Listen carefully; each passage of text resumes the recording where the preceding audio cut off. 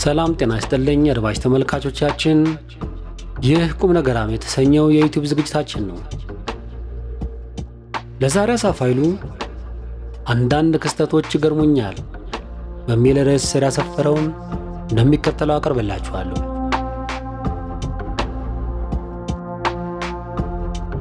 ሰልፍ ሪፍሌክሽን ኦር ሰልፍ ኢንኩሪ ኢዝ ዘ ኪ።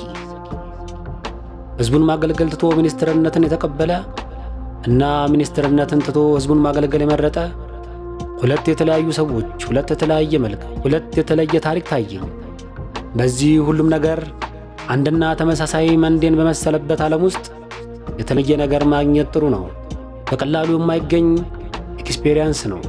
ለየት ማለቱ እንዳንድ የጥበብ ሥራ እንዴ ብለህ ትደመምበታለህ፣ ትገረምበታለህ፣ ራስንና ዓለምህን ትጠይቅበታለህ። ወይ በጣም ጅል ወይ በጣም ብልጥ ሰው የማያመጣው ነገር የለም። ይገርማል ግን የሰው ልጅ ጣፈንታ ከበረሃ ሆነ ስትረግመው ለኖርከው ሰው አማካሪ ሆነ መገኘት እርግማን ነው የሚባለው ግን ወይስ ምርቃት? አላውቅም በእውነት። ይሄ የምስራቅ አፍሪካ አማካሪ ምናምን የሚባለው ሹመት ድሮ ውጭ ጉዳይ መስሪያ ቤት ውስጥ የነበረው እነ ካሳ ገብረ እግዚአብሔር ሲሞናሸሩበት የነበረውን የጎረቤት ሀገሮች ዳይሬክተር የሚባል ሹመት አስታወሰኝ። ማን ይሆን ይሄን የምስራቅ አፍሪካ ጉዳዮች አማካሪ የሚል ሹመት ሀሳቡን ያመነጨው? ወጀጉድ! ወይስ በፊትም ነበር? ዘንድሮ እኮ ሹመትም የፈጠራን የሚጠይቅ ሆኗል። ይገርማል። ለነገሩ ጠቅላዩ በሹመት ወደ ራሱ ቢሮ ባይጠቀለለውም ኖሮ ባሻዬ እንደቀደሙት እንደነ ስዬ አብርሃ የመሰለ የአፍሪካ ቀንድ ደህንነት ጉዳዮች አማካሪ ምናምን የሚል ሥራ በአንዱ አማካሪዎቹ በሚያበዙበት ዓለም አቀፍ ተቋማት ማግኘቱ አይቀርም ነበር። የነገሮች መቃየር ፍጥነቱ ግን ሲገርም፣ ፖለቲከኞቻችን አቋም አክሮባትስ! ጄትሊ ራሱ እንደኛ ፖለቲከኞች መገላበጥ የሚችል አይመስለኝም። የእኛ አርት በማርሻል አርት ውስጥ የለም። ስንተኛው ዳን ላይ እንደደረሱ አንደየ ብቻ ነው የሚያውቀው። ከአንድና ሁለት ዓመት በፊት አንድን ግለሰብ ወይም ቴዎድሮስ አድሃኖምን እንደ ጠላት ሀገር መንግሥት ቆጥሮ የህወሓት አባልና ደጋፊ ስለሆነ ከዓለም የጤና ድርጅት ኃላፊነቱ ይነሳልኝ ብሎ ሲካሰስ የነበረ መንግሥት አሁን የህወሓት አባልና የፖለቲካ አመራሩን አምጥቶ ሲሾምና ሲሸልም ስታይ በጊዜ ፍጥነትና በአጠቃላይ ሰው ልጅ አፈጣጠር ካልተገረምክ እጅግ የደነዘዝክ ሰው መሆን አለብህ ብዬ ነው የማስበው። ለውጥ ተፈጥሯዊ ህግ ነው። ለውጥ ያስፈልጋል። ከጊዜው ጋር አብሮ መለወጥ መቻል ትልቅ ችሎታ ነው። ጠብን የግል የዘላለም ቂም አድርጎ አለመያዝ፣ ዶንት ቴክ ኢት ፐርሰናሊ እንደሚሉ ፈረንጆቹ፣ እሱም ራሱን የቻለ ዘመናዊነት ነው ነበር። ግን የዚህች ዓለም ሰዎችና ነዋሪዎቿ የሰው ልጅ ጭንቅላትና እምነት የሚመራበት ሎጂክ ሰዎች በአንዲት ዕድሜ የሚኖርለትና የሚሞቱለት ዓላማ የማግኘትና የማጣቱ ነገር የሰው ልብ መዋለል ባህር ላይ እንደወደቀ ግንድ ነፋሱ ወደ ወሰደ አቅጣጫ ወዲህ ወዲያ እየተላጋ ስትንሳፈፍ መኖር አስበውና የዚህች ዓለም ነገር ግርም ይለኛል። ሕይወት የምንለው ነገር በቃ ይሄ ይሆን ትርጉሙ? እጅግ የሚገርመኛል። እኛ ሰዎች ግን ምን አይነት ፍጡራን ነን? ትዝብቴ ጣራውን አልፎ ሰማው ሊነካ ይንጠራራብኛል። ፖለቲካ ቆሻሻ ነው ይላሉ። አዎ ድብን ያለ ቆሻሻ ነው። ሕይወት ደጋግሞ የሚያሳየን ይሄንኑ ነው። የፖለቲካ ግልሙትና ላይ የብዙ ሚሊዮን ወጣቶች ንጹሕ ደም ሲጨመርበት ደግሞ የፖለቲካን ግልሙትና ቆሻሻ የሚለው ቃል ብቻውን ለመግለጽ አቅም አይኖረውም። ከቃላትም በላይ ይሆናል። ለማንኛውም የሰው ልጅ ነገር የማናችንንም የራሴንም ጭምር መጨረሻችንን አሳምረልን ብሎ መጸለይ ግን የቱን ያህል አስፈላጊ እንደሆነ እንዳውጠነጥነው የሚያደርጉኝን ክስተቶች ሳይ የሚያጋጥመኝ ስሜት ነው አሁን ያጋጠመኝ። ሕይወት አጭር ናት፣ ጥድፊያም አላት። አንዳንዴ ረጋ ብሎ ለመምረጥ እድሉን አትሰጥም። የሕይወት ስኬቱም ሆነ ውድቀቱ ነፍስ ያመነችበትን አድርገህና ሆነ መሞት ይመስለኛል። ብትሞትም ኑሮ ለማታምንበት ዓላማና ራስን አሳልፈ ልትሰጠው ካልወሰንክለት ወገን ጋር ቆመ መሞት ግን የሞቶች ሁሉ ሞት ይሆን ነበር። አንዳንዴ እንደ መንፈሳዊነትም ይቃጣኛል። የሞቱ ሰዎች የሚከስ መንፈስ ትተው ነው የሚያልፉት ብዬ አምናለሁ። ኦሪዮን ዳዊትን ለፈጣሪ በደሙ እንደከሰሰው ነው።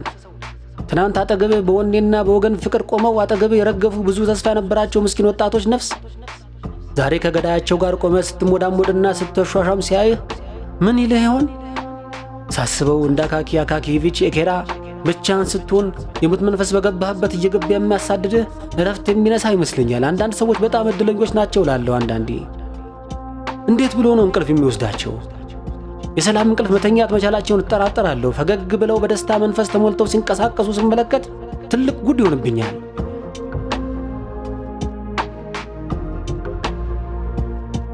ሰው ግን ከምንድን የተፈጠረው? የፕሮሜቴየስ እሳት ብቻውን እንዲያለ ብረት ተፈጥሮ የሚሰጠን አይመስለኝም።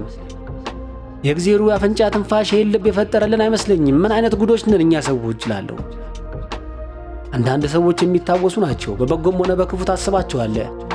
አንዳንዶች ግን እንድታስታውሳቸው ብቻ እንድትመራመርባቸው ተደርገው የተፈጠሩ ሰዎች ይሆኑብሃል።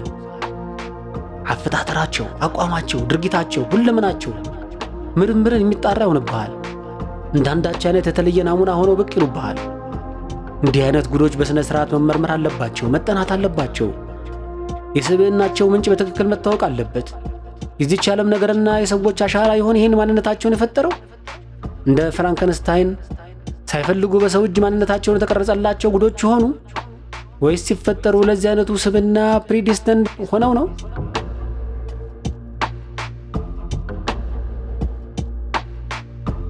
እንዲህ አይነት ሰዎች ለድርሰት ጥሩ ካራክተር ይሆናሉ።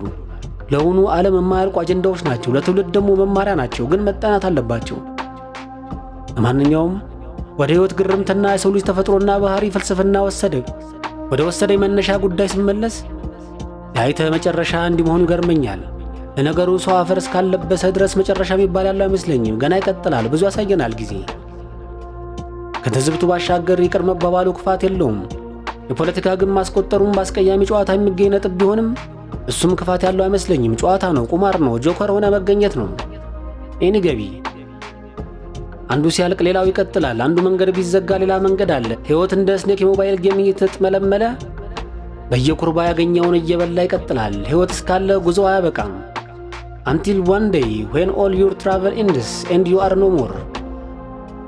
ሕይወት ፈተና ነች፣ የማታልቅ ተነባ፣ ተሄዳ፣ ተደርሳ የማታልቅ መንገድ።